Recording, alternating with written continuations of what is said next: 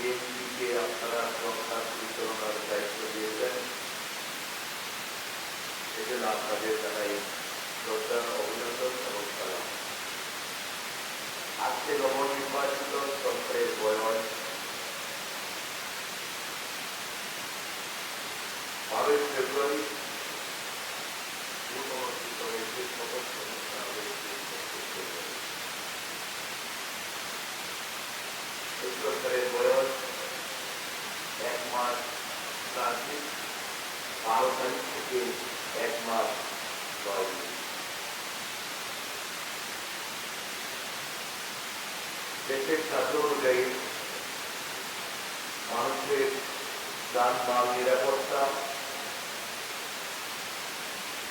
ধর্মীয় মূল্যবোধ, নবী করিম সাল্লাল্লাহু আলাইহি ওয়াসাল্লামের ন্যায় পরম্পরার ভিত্তিতে রাষ্ট্র পরিচালনার যে অঙ্গীকার রাষ্ট্রপ্রধান জনাব তারেক রহমান মহোদয় করেছেন, আপনাদের সহযোগিতায়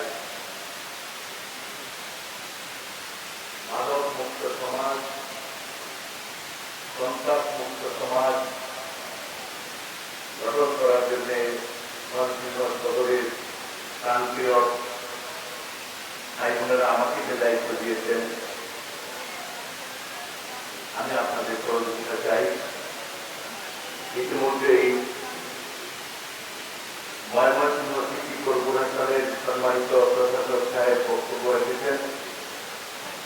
আমরা বিশ্বাস করি মহান স্বাধীনতার ঘোষক শহীদ রাষ্ট্রপতি জিয়াউর রহমান কথা নয় কাজ, উনি যে লালন করছেন, আমরা তার অনুষ্ঠানে উত্তরসূরি, আমাদেরকে আপনারা সহযোগিতা করবেন।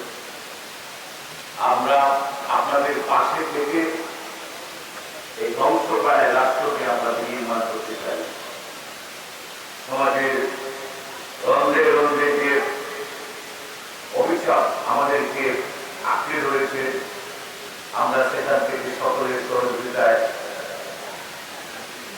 বের হয়ে আসতে চাই।